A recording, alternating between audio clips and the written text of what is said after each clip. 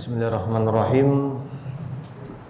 Assalamualaikum warahmatullahi wabarakatuh.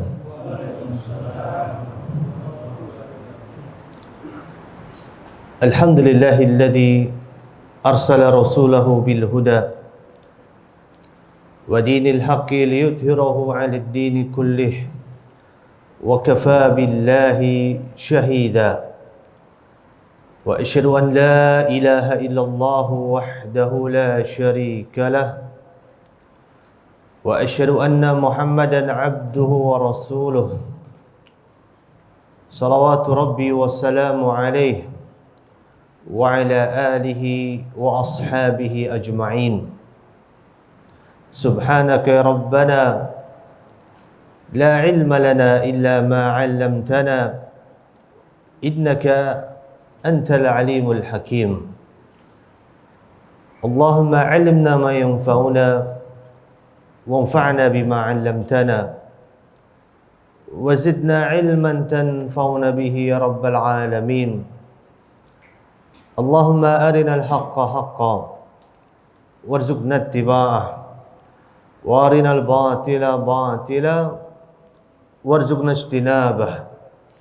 Allahumma salli wa sallim wa barik ala nabiyyina Muhammad wa ala alihi wa ashabihi wa man tabi'ahum bi ihsanin ila yaumiddin. Walhamdulillahi rabbil alamin. Alhamdulillah, kita bersyukur kepada Allah Jalla Jalaluh, Allah Subhanahu wa ta'ala, Allah yang maha agung, Allah yang maha mulia, Allah yang maha memiliki kebesaran, Dzul Jalali wal Ikram, atas kemudahan yang masih Allah berikan kepada kita. Termasuk diantaranya adalah kemudahan untuk hadir di majlis ilmu ini. Dan kita berharap dan berdoa kepada Allah Subhanahu wa ta'ala, Allah yang maha mendengarkan doa-doa kita, Allah yang maha mengetahui segenap apa yang tersembunyi di dalam dada kita. Semoga Allah jadikan ilmu yang kita dapatkan menjadi ilmu yang bermanfaat. Semoga ilmu yang kita dapatkan sore hari ini akan semakin meningkatkan kualitas pribadi kita sebagai hamba Allah. Semoga ilmu ini akan semakin meningkatkan kualitas hubungan kita dengan pasangan kita. Karena sesungguhnya apa yang akan kita bahas dalam kesempatan sore hari ini adalah terkait dengan bagaimana seharusnya sebuah keluarga itu dibentuk. Tema yang kita angkat adalah sama-sama selamanya. Maksudnya adalah sebagai sebuah entitas keluarga. Ketika kita dikumpulkan oleh Allah Subhanahu wa ta'ala dengan pasangan kita, dengan orang yang menemani kehidupan kita. Kemudian setelah itu kita memiliki anak dan keturunan. Tentunya kita berharap bahwa kita dikumpulkan oleh Allah Subhanahu wa ta'ala tidak hanya dikumpulkan di dunia, tapi kita berharap bahwa kebersamaan kita akan bersifat abadi dan selamanya, sampai dengan di surganya Allah Subhanahu wa ta'ala. Para jamaah sekalian, yang semoga Allah Subhanahu wa ta'ala senantiasa menurunkan taufik dan hidayahnya kepada kita semua. Sesungguhnya setiap kaum muslimin pasti merindukan untuk bisa dimasukkan oleh Allah Azza wa Jalla ke dalam surga. Setiap dari kita, baik orang yang fajir maupun orang yang taat, kalau ditanya ingin masuk surga atau tidak, pasti mereka mengatakan pasti masuk surga. Saya ingin masuk surga. Termasuk kalau kita bertanya kepada orang yang rajin sholat dan orang yang tidak melaksanakan sholat sekalipun juga, kalau ditanya kamu pilih mana, pilih masuk surga atau pilih neraka, pasti mereka akan mengatakan tentu ingin dimasukkan oleh Allah ke dalam surga. Seorang muslim yang mentauhidkan dirinya, hanya menjadikan Allah sebagai satu-satunya Tuhan yang berhak disembah, mereka ketika ditanya apakah engkau ingin masuk surga, maka tentunya mereka akan mengatakan, iya, saya ingin masuk surga. Sebagaimana kalau kita tanya kepada kaum muslimin yang mencampur adukkan antara keyakinan yang hak dengan keyakinan yang batil, saat ditanya kepada mereka, apakah engkau ingin masuk surga? Semua kita pasti ingin masuk surga. Semua kita kaum muslimin pasti ingin masuk surga. Kenapa sebabnya? Karena kita tahu surga itu begitu menarik. Kalau kita melihat ada sesuatu yang indah di muka bumi ini, maka sungguh keindahan surga jauh lebih indah daripada apa yang pernah kita lihat di muka bumi ini. Sesungguhnya kenikmatan surga adalah kenikmatan yang tidak akan pernah bisa dibayangkan oleh akal kita. Kalau kita membayangkan wujud kenikmatan tertinggi dalam kehidupan dunia ini, misalnya wujud keindahan tertinggi dalam kehidupan dunia ini, maka sungguh apa yang Allah ciptakan di dalam surga lebih indah dari apa yang pernah kita bayangkan. Bahkan di surga kita bisa mendapatkan semuanya. Di surga apa yang kita mau pasti akan diberikan. Beda dengan di dunia. Di dunia kita mau meminta sesuatu, kita mau mendapatkan sesuatu, kita harus berjuang. Di dunia kita ingin membeli sesuatu, kita harus bekerja keras. Di dunia kita ingin mendapatkan sesuatu, kita harus membanting tulang. Di dunia kita ingin memperoleh sesuatu, kita harus menukarkan dengan apa yang kita miliki. Tetapi di surga, apa yang kita mau pasti ada. Ibaratnya palu gada, apa yang lo mau, gua ada. Di surga semuanya ada. Sebagaimana Allah sebutkan di dalam Al-Quran, walakum fiha, dan untuk kalian, fiha di dalam surga, ma tashtahi anfusukum, semua perkara-perkara yang kalian inginkan, semua ada. Jadi semua yang kita inginkan ada semuanya. Gak usah khawatir. Termasuk apa yang kita inginkan di dunia dan belum bisa kita dapatkan, maka sungguh itu semua akan Allah Azza wa Jalla sediakan di dalam surga. Walakum fiha ma tashtahi anfusukum walakum fiha ma tadda'un. Dan di dalam surga ada semua kenikmatan yang kamu minta. Yang kita inginkan semua ada, yang kita minta semua diberikan. Maka dari itu semua dari kita pasti ingin masuk ke dalam surga. Tetapi ada tapinya. Alangkah indahnya kalau kita bisa masuk surga bersama dengan keluarga yang pernah menemani episode kehidupan kita di dunia. Alangkah indahnya jikalau kita masuk surga bersama dengan istri kita yang senantiasa menemani hari-hari kita dalam suka dan duka. Alangkah indahnya ketika kita masuk surga bersama dengan anak-anak kita.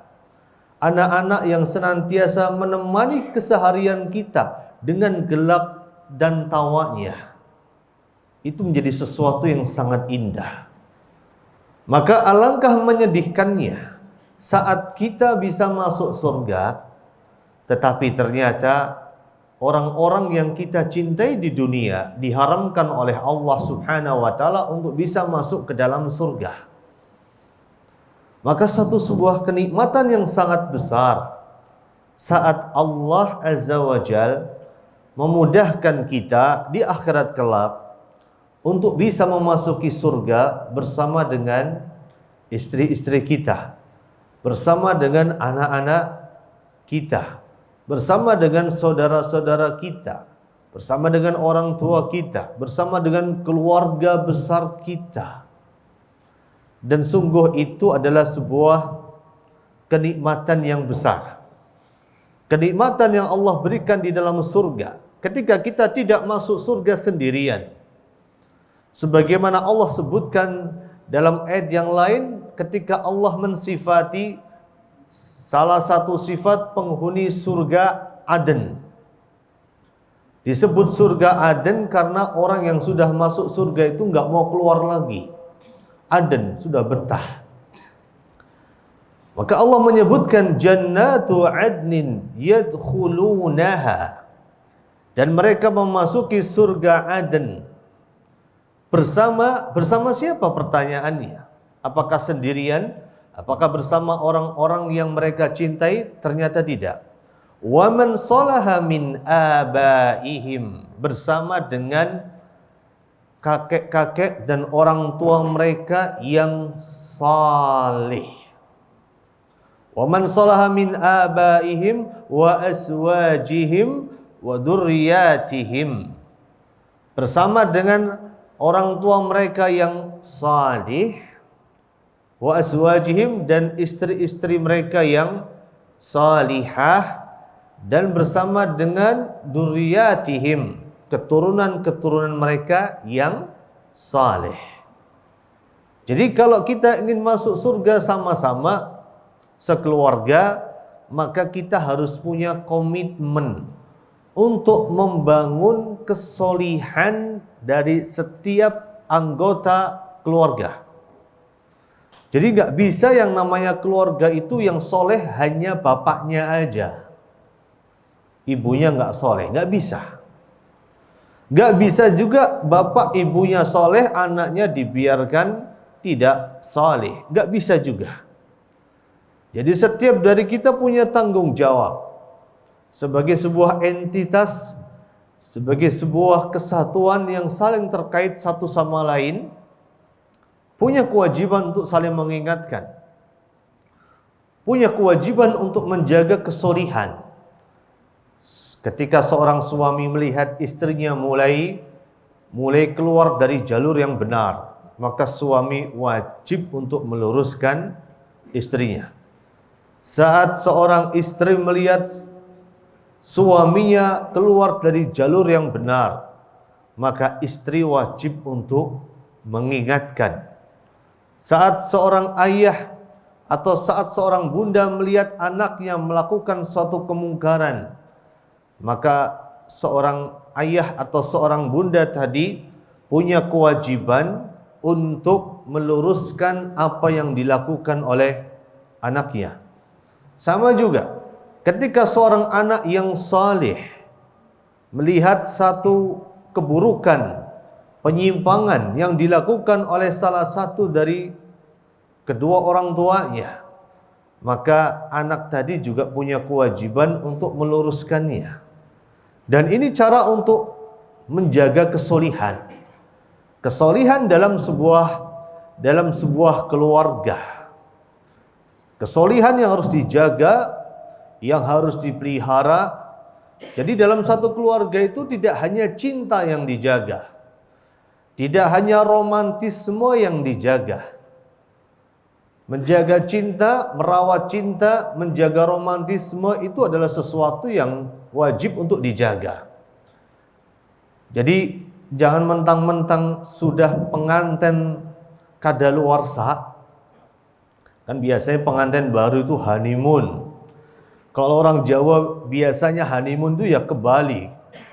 Atau sekarang ada pilihan baru misalnya ke Lombok misalnya. Maka biasanya pengantin baru honeymoon. Pengantin yang sudah kadaluarsa sudah nggak ada honeymoon lagi. Maka setidaknya pasangan suami istri juga punya agenda untuk menjaga dan merawat cinta yang ada di dalam dada mereka. Ibaratnya mereka harus punya waktu yang khusus tersendiri, di mana di waktu itu tidak diganggu dengan aktivitas-aktivitas pekerjaan, di mana mereka fokus untuk bicara dari hati ke hati. Mereka harus punya istilahnya quality time. waktu yang berkualitas. Misalnya di setting akhir pekan atau long weekend, pergi kemana? Pergi kemana ke satu tempat yang jauh. Setelah itu mereka meluangkan waktunya untuk menyingkirkan berbagai aktivitas yang membuat mereka selama ini menjadi sibuk. Istri melepaskan dirinya dari aktivitasnya, suami melepaskan dirinya dari aktivitasnya. Setelah itu mereka berdua memperbarui visi dan misi keluarga itu. Seorang istri menanyakan kepada suaminya, "Wahai kakanda, keluarga kita ini mau dibawa kemana?" Dan seorang istri punya kewajiban untuk menanyakan hal itu. Karena suaminya adalah nahkoda dalam rumah tangga. Seorang istri harus tahu ini keluarganya mau dibawa kemana. Dan seorang suami juga harus punya jiwa kepemimpinan. Harus paham, ini keluargamu saya bawa kemana. Ini anak-anak saya mau bawa kemana. Ini anak saya mau saya cetak dengan model cetakan kayak apa. Jadi setidaknya ini yang harus dilakukan oleh keluarga yang sudah kadaluarsa. Bagi keluarga yang masih baru harus punya blueprint. Harus punya satu rencana jangka panjang. Keluarga kita ini mau dibawa kemana sih kira-kira? Misalnya secara keagamaan, misalnya secara ekonomi, misalnya secara berbagai macam aspek yang bisa kita bahas bersama dalam keluarga kita. Kita harus punya itu.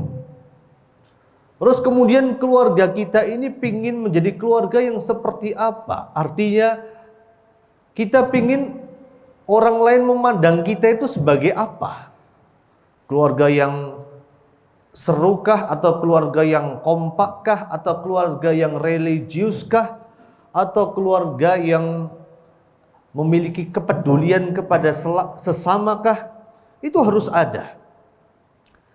Jadi sekali lagi kembali kepada masalah yang semula. Sesungguhnya entitas keluarga, mereka adalah sekelompok orang yang harusnya saling mendukung untuk bisa menciptakan kesulihan di dalam keluarga itu. Karena sungguh kesolehan itulah yang akan membawa kebaikan mereka di dunia ini. Setelah itu kesolehan itu yang kemudian akan menyatukan mereka insya Allah dengan izin Allah Azza wa Jal di dalam surganya Allah Subhanahu wa Ta'ala. Akan tetapi dengan syarat bahwa mereka akan dikumpulkan oleh Allah dengan satu dasar yang sama, atas dasar kesolehan, atas dasar keimanan.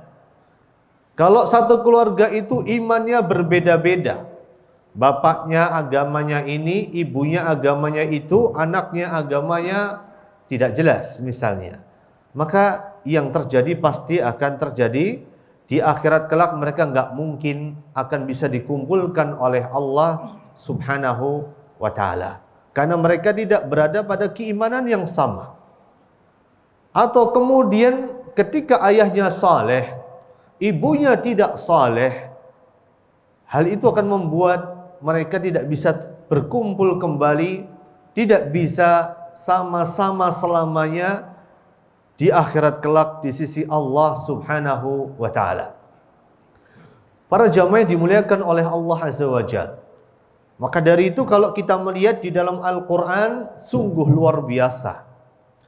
Allah menyebut di dalam Al-Quran berbagai bentuk keluarga, berbagai jenis keluarga sudah Allah sebutkan di dalam Al-Quran. Dan itu semua terjadi termasuk bagian dari hikmah yang telah Allah Azza wa Jal turunkan. Allah Azza wa Jal memiliki nama Al-Hakim. Dan apa yang Allah turunkan, apa yang Allah takdirkan, apa yang Allah Azza wa Jal tetapkan, itu ada hikmahnya. Semua ada hikmahnya. Termasuk ketika Allah jadikan di dalam Al-Quran ada kisah-kisah para nabi, kisah para rasul. Dan Allah selipkan di dalamnya jenis-jenis keluarga di dalam Al-Quran. Coba kalau kita mau mentadabburi apa yang Allah sebutkan di dalam Al-Quran, itu luar biasa. Di antaranya misalnya kalau kita mau mentadabburi surat Ali Imran misalnya, ayat ke-33. Ketika Allah menyebutkan bahwa Allah menjadikan sekelompok orang sebagai orang yang dipilih oleh Allah Subhanahu wa ta'ala. Allah menyebutkan innallaha astafa Adam wa Nuha wa ala Ibrahim wa ala Imran alal alamin. Sesungguhnya Allah Subhanahu wa ta'ala sudah memilih Nabi Adam, menjadikan mereka manusia terpilih.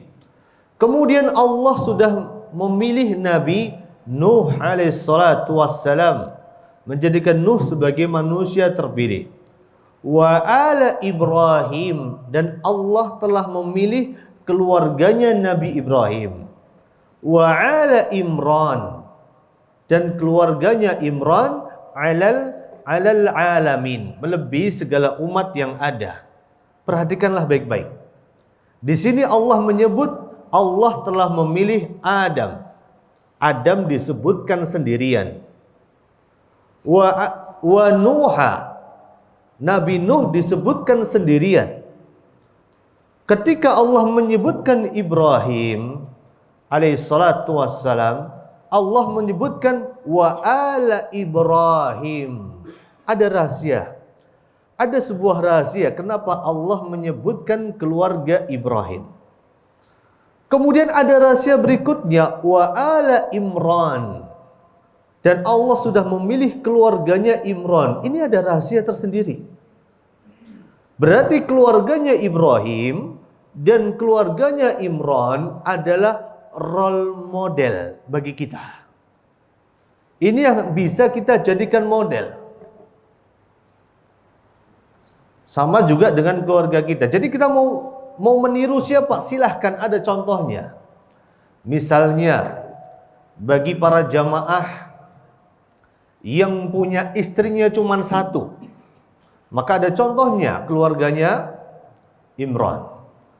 Para jamaah yang istrinya lebih dari satu, ada contohnya keluarganya Ibrahim alaihissalatu wassalam. Kenapa Allah menyebutkan keluarganya Imran? Padahal Imran, para ulama mengatakan Imran itu bukan nabi. Imran itu bukan rasul. Kenapa kemudian Imran disandingkan dengan para nabi dan para rasul? Di antaranya supaya kita tidak berdalih, tidak ngeles. Lah itu kan Ibrahim nabi, dia kan rasul, sedangkan kita bukan nabi, bukan rasul. Baik, Allah sudah sebutkan role model yang bukan nabi, bukan rasul, keluarganya Imran. Jadi sungguh, kalau kita memperhatikan di dalam Al-Quran, Allah sudah sebutkan banyak sekali kebaikan. Di antaranya adalah Allah menyebutkan role model. Suatu proyek percontohan yang bisa kita contoh untuk membentuk keluarga yang sakinah, mawaddah, warahmah. Di samping itu, Allah juga menyebutkan berbagai model keluarga juga selain dari keluarga yang harus kita jadikan contoh tadi. Di dalam Al-Quran misalnya, Allah menyebut ada keluarga yang istrinya salihah, akan tetapi suaminya luar biasa bejatnya. Di dalam Al-Quran Allah sebutkan ada keluarga yang suaminya saleh, tetapi istrinya luar biasa kelakuannya. Di dalam Al-Quran Allah sebutkan ada keluarga yang suaminya saleh, istrinya rusak, anaknya ada yang rusak dan ada yang benar. Dan ini fenomena pasti terjadi. Kenapa Allah sebutkan sepertiga isi Al-Quran adalah kisah. Karena kisah itu, dengan mempelajari kisah kita diharapkan bisa mengambil suatu ibrah, suatu pelajaran. Yang namanya sejarah pasti akan berulang. Maka kata founding father kita, kata Bung Karno, jas merah, jangan pernah sekali-kali melupakan sejarah. Jangan sekali-kali merupakan sejarah. Sejarah pasti berulang. Hanya mungkin berbeda tempat, berbeda pelaku, berbeda tempat, berbeda pelaku dan berbeda waktu. Tetapi sebab terjadinya suatu kejadian, jikalau sebab-sebab itu dihadirkan, maka akan terjadi sebuah kejadian yang sama dan terus berulang. Itu karakteristik dari yang namanya sejarah.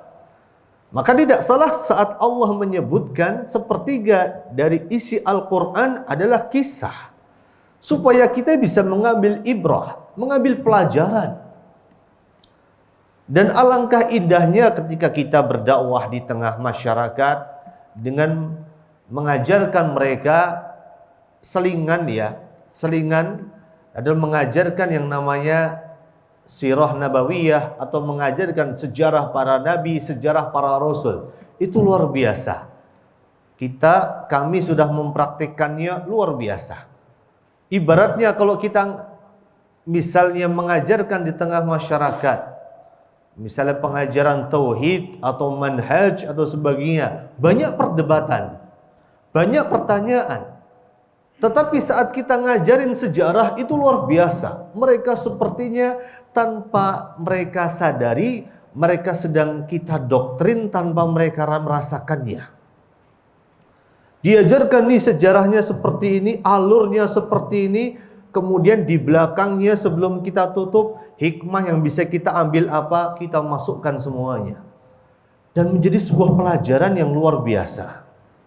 Gak ada yang bertanya, gak ada yang mendebat, karena yang namanya sejarah adalah sejarah. Ini sebuah bukti yang sangat otentik. Mau debat gimana, kenyataannya yang terjadi seperti itu. Para jamaah dimuliakan oleh Allah Azza wa Jalla. Di dalam Al-Quran, Allah menyebutkan berbagai jenis bentuk keluarga. Keluarga yang pertama misalnya, ada keluarga yang istrinya salihah, tetapi suaminya luar biasa bejatnya. Siapakah di antara para jamaah yang mengetahui keluarga siapa itu? Keluarga Fir'aun. Asiyahnya begitu salihah dan suaminya begitu kurang ajarnya kepada Allah Subhanahu wa ta'ala. Sampai kurang ajarnya dia mengaku sebagai Tuhan. Dia mengatakan kepada rakyatnya, wa ana, dan aku, kata Fir'aun, wa ana rabbukumul a'la, aku adalah Tuhanmu yang maha tinggi. Lihatlah bagaimana Allah telah memberikan contoh kepada kita. Dan contoh seperti itu terus berulang sampai akhir zaman. Akan ada di tengah masyarakat kita keluarga yang dimana istrinya itu salihah, tetapi suaminya itu belum mendapatkan hidayah dari Allah Subhanahu wa ta'ala. Ini yang pertama. Sampai Asiyah berdoa kepada Allah Subhanahu wa ta'ala ketika mendapati kelakuan suami yang begitu luar biasa tadi, agar dibangunkan oleh Allah Azza wa Jalla sebuah rumah di surga. Rabbibnili indaka baitan fil jannah. Ya Allah, buatkanlah untukku sebuah rumah di dalam surga. Ada sebuah kaidah penting yang disebutkan oleh para ulama terkait dengan doa Asiyah ini. Ketika Asiyah berdoa, Rabbibnili indaka baitan fil jannah. Di sini Asiyah mengatakan indaka. Di sampingmu baitan fil jannah, sebuah rumah di dalam surga. Jadi dikedepankan kalimat indaka, sesuatu yang dikedepankan menunjukkan atas sesuatu yang diprioritaskan. Para ulama mengatakan dari sini ada sebuah kaidah al-jaru qoblad dar. Kita harus melihat siapa tetangga kita, baru setelah itu kita bikin rumah di situ. Jadi jangan sampai kemudian kita bikin rumah tertarik dengan tawaran dari developer. Rumah super strategis. 5 menit dari bandara. Pertanyaannya, apa kita mau terbang tiap hari? 5 menit dari rumah sakit. Pertanyaannya, apa kita mau masuk rumah sakit tiap hari? 5 menit dari stasiun. Pertanyaannya, apa kita mau nyepur tiap hari? Kemudian apa lagi biasanya? 5 menit dari mall. Pertanyaannya, apa tiap hari kita mau nge-mall gitu? Nah, itu kalau orang-orang yang tidak beriman kepada Allah dan Rasulnya, yang dipikir hanya itu aja. Tetapi bagi umat Islam, al-jaru qoblad dar. Yang namanya tetangga itu dilihat dulu. Jadi kalau kita mau beli tanah itu, disurvei dulu. Bukan disurvei tanahnya aja, disurvei tetangganya. Oh, ini tetangga saya ini mayoritas ini kelihatannya biru deh. Udah nggak apa-apa. Atau tetangga ini mayoritas hijau deh. Oh, ini kelihatannya bakal merepotkan saya nanti. Atau kemudian dilihat masjidnya jauh atau enggak. Dilihat juga ini masjid apa ini? Oh, masjidnya ini misalnya warnanya. Atau masjidnya warnanya itu, silahkan dipertimbangkan dengan sebaik mungkin. Karena kita akan hidup di situ dalam jangka waktu yang panjang. Beda kalau kita ngontrak. Kalau ngontrak nggak cocok, ya sudah cari kontrakan baru. Tetapi kalau kita sudah mau beli tanah, beli rumah, lihat tetangga kita, ajak ngobrol. Oh, ini kelihatannya dia pemahamannya kayak gini. Oh, ini kelihatannya pemahamannya kayak gitu. Dilihat siapa PRT-nya. Oh, PRT-nya orangnya pemahamannya seperti ini misalnya. Dipetakan dulu. Maka lihatlah bagaimana kemudian fikih yang dimiliki oleh seorang Asia. Dia berdoa kepada Allah, Rabbibnili indaka baitan fil jannah. Ya Allah, bangunkanlah aku sebuah rumah, bangunkanlah aku di sisimu sebuah rumah di surga. Jadi perhatikanlah siapa tetangga kita dulu. Calon tetangga kita, baru beli rumahnya, baru beli tanahnya.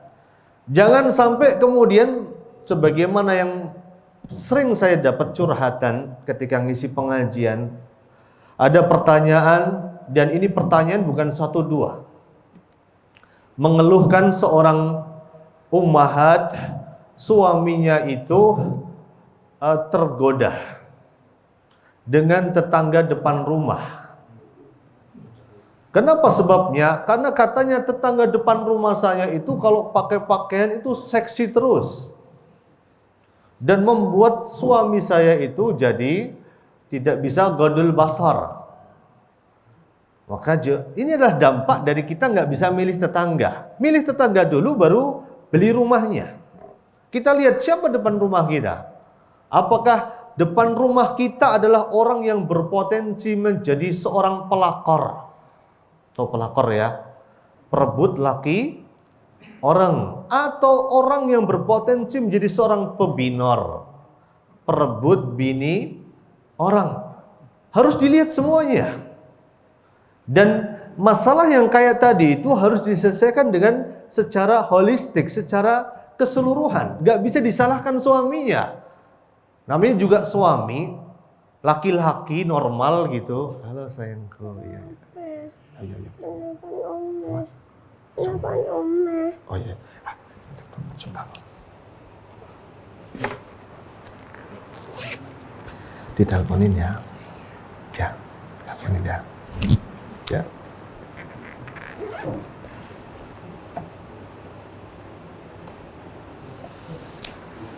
Sampai mana tadi? Ya, pelakor dan terus kaitannya apa tadi sama pembahasan kita? Ya. Oh, ingatnya tetangga yang seksi, subhanallah. Baik. Bentar, saya masih mencari benang merah dari yang pertama dan yang kedua tadi. Baik, kita harus paham betul bahwa sesungguhnya ketika mendapati masalah tadi, tidak bisa yang disalahkan serta-merta adalah suaminya. Oh, suamimu itu betul-betul salah, nggak bisa. Karena yang namanya suaminya dia adalah manusia juga. Manusia normal. Tetapi yang harus diterapi adalah keduanya. Bisa jadi sang istri itu tipe orang yang cuek, yang menyebabkan di dalam rumah tangganya muncul sebuah fenomena rumput tetangga lebih hijau daripada rumput sendiri. Kenapa rumput tetangga lebih hijau? Karena rumput tetangga lebih sering disiram dan dikasih pupuk. Istri tetangga lebih sering disalonin dan dipermak mukanya. Sedangkan istri kita nggak pernah disalonin, nggak pernah dipermak. Kemudian istri tetangga senantiasa dibeliin baju yang bagus sama suaminya. Istri kita misalnya nggak pernah perhatian sama penampilannya. Pakai daster sudah bolong-bolong, bau bawang goreng, terus bau kecut, semua rasa jadi satu. Jadi harus diterapi secara menyeluruh. Sang suami diterapi, istri juga diterapi, nggak bisa disalahkan semuanya. Harus dua-duanya didudukkan dan disadarkan kembali. Jadi masalah yang kompleks kalau kayak gitu, insya Allah. Kembali ke masalah kita. Bagaimana kemudian Allah jadikan Asiyah memiliki fikih yang luar biasa. Ketika dia mengatakan, Rabbi ibnili indaka baitan fil jannah, wa najjini min fir'auna wa amalihi, wa najjini minal qaumidz zalimin. Dan selamatkanlah aku dari Fir'aun dan apa yang dilakukannya, dan selamatkanlah aku dari perbuatan orang-orang yang zalim. Ini model keluarga jenis pertama yang Allah sebutkan di dalam Al-Quran, yaitu keluarga di mana suaminya belum mendapatkan hidayah dan istrinya sudah berjalan di atas jalan istiqamah, bertolak belakang. Kemudian yang kedua, ada jenis keluarga yang Allah sebutkan di dalam Al-Quran, suaminya sudah mendapatkan jalan hidayah, tetapi istrinya tidak mendapatkan jalan hidayah dari Allah subhanahu wa ta'ala. Di antaranya Allah menyebutkan keluarganya Nabi Nuh alaihissalatu wassalam dan keluarganya Nabi Lut alaihissalatu wassalam.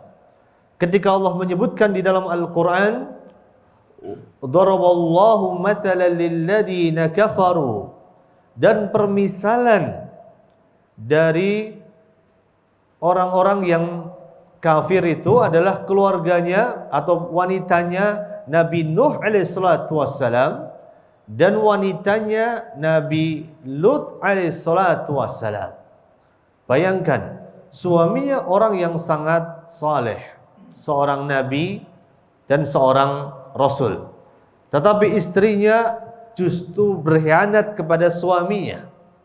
Allah menyebutkan di dalam Al-Quran bahwa fakhanatahuma, bahwa mereka berdua, istrinya Nabi Lut dan istrinya Nabi Nuh alaihissalatu wassalam, berkhianat kepada suaminya. Dan kita tahu dalam bahasa Arab ketika disebutkan seorang istri berkhianat atas suaminya artinya selingkuh. Tetapi yang dimaksud di sini khianat yang dimaksud bukanlah selingkuh sebagaimana disebutkan oleh Abdullah ibnu Abbas, bukan perselingkuhan. Tetapi pengkhianatan yang dimaksud di sini adalah sebagaimana contoh misal pengkhianatan istri Nabi Nuh alaihissalatu wassalam saat dia mengatakan bahwa suaminya gila kepada kaumnya. Gara-gara Nabi Nuh membuat sebuah kapal di tengah padang pasir. Maka istrinya adalah orang yang pertama mengatakan bahwa suaminya gila. Dari sini ada pelajaran penting, bahwa sesungguhnya seorang istri sudah dikatakan berkhianat kepada suaminya saat istri itu menjelek-jelekkan suaminya. Seorang istri dikatakan berkhianat kepada suaminya saat istri itu menyebarkan aib suaminya. Apalagi aib dalam masalah-masalah yang tidak boleh diketahui oleh orang lain. Aib dalam masalah ranjang, aib dalam masalah rumah tangga, itu tidak boleh sama sekali, harus disimpan rapat.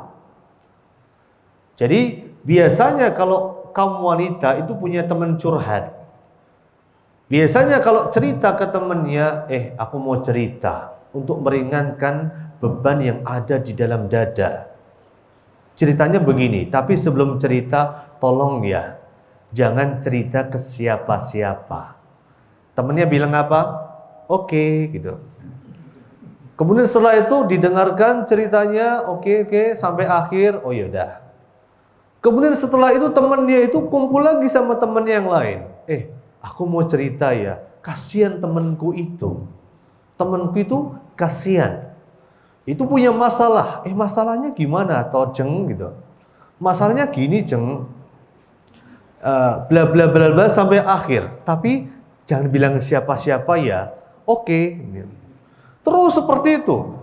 Nanti yang ini bilang, kasihan banget itu temennya aku itu punya masalah gini.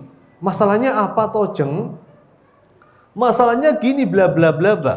Tapi jangan bilang siapa-siapa ya. Akhirnya semua jagat raya ini tahu semua masalahnya. Hanya gara-gara satu orang ini.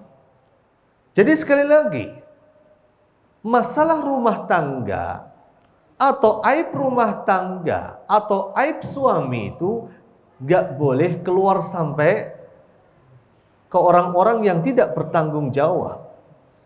Harus disimpan rapat-rapat. Istri itu pakaian bagi suami. Suami adalah pakaian bagi istri. Allah sebutkan di dalam Al-Quran, Hunna libasul lakum wa antum libasul lahunna. Kalian adalah pakaian bagi kalian, kalian adalah pakaian bagi kalian. Suami adalah pakaian bagi istri, istri adalah pakaian bagi suami. Dikatakan pakaian karena menutupi aurat kita, menutupi kelemahan kita, menutupi cacat kita.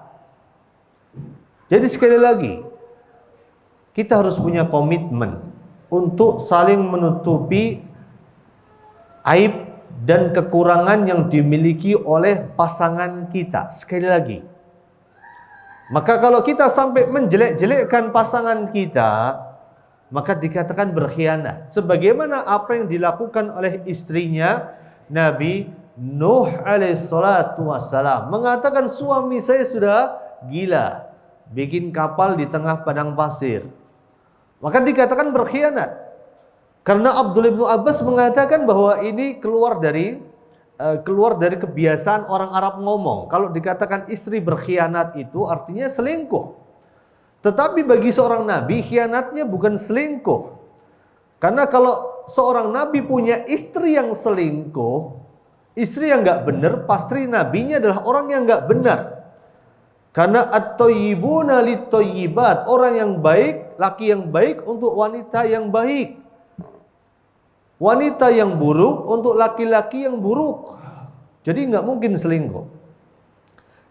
Para jamaah yang dimuliakan oleh Allah Subhanahu wa taala, itulah contoh istrinya Nabi Nuh alaihissalatu wassalam.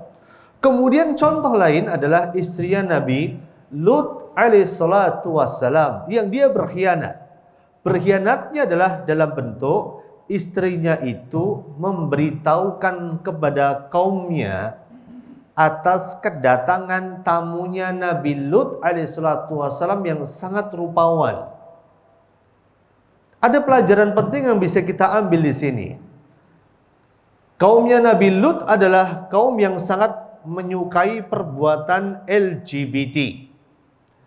Dan istrinya Nabi Lut bukanlah pelaku LGBT. Akan tetapi dia menjadi orang yang mendukung LGBT. Bayangkan, orang yang tidak melakukan sesuatu dari sebuah kemungkaran, tetapi dia termasuk orang yang mendukung perbuatan itu walaupun tidak melakukannya, maka dia dihukumi sebagaimana orang yang melakukannya. Maka dia dihukumi sebagai orang yang serupa dengan mereka. Lihatlah bagaimana istrinya Nabi Lut alaihissalatu wassalam saat dia memberitahukan kedatangan seorang tamu yang sangat rupawan, tamunya Nabi Lut alaihissalatu wassalam. Dan ini merupakan salah satu pengkhianatan, bentuk pengkhianatan seorang istri kepada suaminya. Ketika tidak bisa menjaga rahasia yang seharusnya disimpan rapat-rapat oleh seorang istri. Para jamaah sekalian dimuliakan oleh Allah Azza wa Jalla. Di dalam Al-Quran juga ada contoh keluarga di mana istrinya nggak benar, suaminya benar, sudah mendapatkan hidayah. Istrinya nggak benar, anaknya ada yang benar dan ada yang nggak benar. Yaitu contohnya adalah masih pada keluarga Nabi Nuh alaihissalatu wassalam. Saat Nabi Nuh alaihissalatu wassalam berdakwah sekian lama, tidak mendapatkan suatu hasil yang signifikan, Allah perintahkan kepada Nabi Nuh untuk membuat sebuah kapal.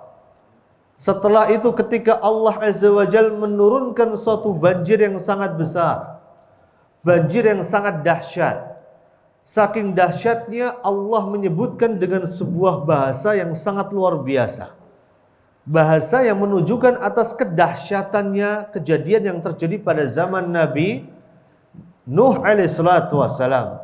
Ibaratnya sudah menggunakan bahasa yang sifatnya hiperbola, sangat luar biasa. Biasanya air turun itu lewat hujan atau lewat mata air. Tetapi di dalam Al-Quran Allah sampai menyebutkan bahwa ketika wafarat tanur, sampai yang namanya tanur.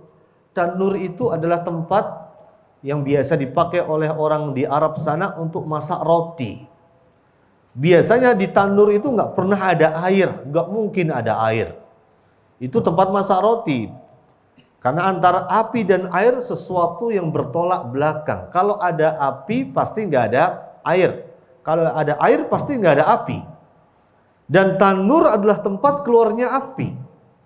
Sampai pada zaman Nabi Nuh alaihissalatu wassalam, Allah mengatakan dengan sebuah gambaran wafarat tanur. Sampai tanur aja, tempat untuk masak roti saja, sampai mengeluarkan yang namanya air. Begitu dahsyatnya banjir pada zaman Nabi Nuh alaihissalatu wassalam. Kemudian ketika banjir sudah mulai meninggi, Nabi Nuh masih terus mengajak anaknya untuk beriman kepada Allah Subhanahu wa taala. Sampai Nabi Nuh mengatakan, "Ya bunayya irkab ma'ana." Wahai anakku, naiklah bersamaku ke dalam kapal ini. Maka kata anaknya Nabi Nuh alaihissalatu wassalam, dia mengatakan, "Sa'awi ila jabalin ya'simuni minal ma." Aku akan naik ke atas gunung yang bisa menyelamatkanku dari bencana banjir ini. Sampai pada akhir kisah semuanya tenggelam kecuali mereka yang naik ke dalam bahteranya Nabi Nuh alaihissalatu wassalam. Para jamaah yang dimuliakan oleh Allah Azza wa Jalla, dari sini kita bisa mengambil sebuah pelajaran penting bahwa akan menjadi sebuah kebahagiaan tersendiri saat kita hidup di dunia bersama dengan orang-orang yang kita cintai. Kemudian di akhirat kelak kita kembali dikumpulkan oleh Allah Azza wa Jalla bersama dengan orang-orang yang kita cintai. Tentu kita ingin agar saat kita dimasukkan oleh Allah Azza wa Jalla di dalam surga, kita ingin kita berharap, kita memohon, kita meminta kepada Allah Subhanahu wa taala yang maha luas rahmatnya agar kita dikumpulkan kembali oleh Allah Subhanahu wa taala di dalam surganya nanti. Maka Allah menyebutkan role model di dalam Al-Qur'an. Kalau kalian ingin masuk surga bersama dengan orang-orang yang kalian cintai, maka lihatlah keluarganya Nabi Ibrahim alaihissalatu wassalam. Kalau kalian ingin masuk surga bersama dengan orang-orang yang kalian cintai, maka lihatlah keluarganya Imran. Gimana ceritanya? Subhanallah. Kalau kita bahas itu panjang sekali. Ibaratnya sampai subuh nggak selesai. Keluarga Nabi Ibrahim harusnya sesi tersendiri. Keluarganya Imran harusnya sesi tersendiri. Tetapi saya akan rangkumkan apa yang ada pada dua keluarga tadi. Yang ada pada dua keluarga tadi, para jamaah dimuliakan oleh Allah Azza wa Jalla. Kalau kita ingin disatukan oleh Allah Subhanahu wa taala di dalam surga bersama dengan orang yang kita cintai, maka kita harus punya satu visi dan misi yang sama. Seorang ayah harus punya tujuan yang jelas. Seorang istri punya tujuan yang sama dengan apa yang ingin diraih oleh suaminya. Seorang anak juga punya tujuan yang sama dengan apa yang ingin diraih oleh ayah dan ibundanya. Keluarga itu harus punya visi dan misi yang sama. Keluarga kita, nanti pulang dari sini dipraktekkan ya. Nanti ummahat-ummahat yang di bawah sebelum tidur, suaminya dipijitin dulu. Dipijitin dulu supaya lebih rileks. Karena kalau mau membahas sesuatu yang besar dan berat itu harus rileks. Pijitin dulu. Setelah itu tanya, wahai kakanda tercinta, keluarga kita ini rencananya mau dibawa kemana? Tanyain kayak gitu. Ini PR ya. Nanti dikerjakan di rumah, malam ini bisa dikerjakan. Atau sekarang hari apa? Malam Minggu, cocok banget sekarang. Ya, besok libur. Ya. Kemudian seorang anak juga sama. Besok hari Ahad, pastinya pada libur kerja. Nanti bisa kumpul bareng, makan bareng di luar.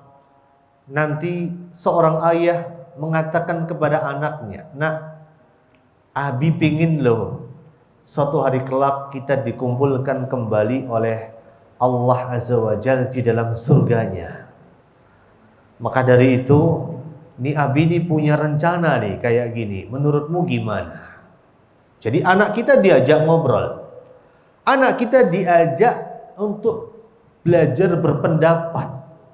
Sebagaimana Nabi Ibrahim alaihissalatu wassalam saat mendapatkan suatu wahyu dari Allah untuk nyembelih anaknya. Apakah Nabi Ibrahim langsung ngambil pisau, langsung mau disembelih anaknya? Tidak. Dia ngomong dulu sama anaknya bahwa sesungguhnya aku mengalami suatu kejadian, bagaimana menurut pendapatmu? Jadi anak kita diajak ngobrol karena anak kita manusia. Anak kita itu manusia, punya hati, punya perasaan. Jadi ini PR buat kita semua. Kalau kita mau masuk surga sama-sama, maka sungguh kita harus punya visi dan misi yang sama. Ini yang pertama. Yang kedua, percepat saja. Seorang ayah harus sadar peran dia sebagai pemimpin. Ar-rijalu qawwamuna 'alan nisa. Dan kepemimpinan kita akan ditanya oleh Allah Subhanahu wa taala. Kalau sampai kita tidak bisa mengarahkan istri kita masuk neraka, maka suaminya juga akan diseret untuk bisa masuk ke dalam neraka. Kalau anak kita yang perempuan masuk neraka hanya gara-gara keluar rumah tanpa hijab padahal sudah balik, maka seorang ayah akan diseret oleh Allah Azza wa Jalla masuk ke dalam neraka. Ini yang kedua. Seorang suami harus menyadari perannya. Yang ketiga, seorang istri juga harus memahami dan menyadari kedudukannya. Dia sebagai seorang istri. Yang istri itu masuk surga itu gampang. Kalau seorang istri ingin melihat bagaimana kondisinya nanti di akhirat, maka lihatlah bagaimana muamalah dia bersama dengan suaminya. Sesungguhnya kata Rasulullah SAW, suamimu itu jannatuki au naruki, nerakamu atau surgamu. Jadi seorang istri juga harus memahami kedudukannya. Kemudian yang keempat, kalau kita mau kumpul sama keluarga kita di surga, maka kita harus bisa mendidik anak kita menjadi anak-anak yang soleh dan soleha, qurrata a'yun bagi diri kita. Kita kawal kesolihan mereka.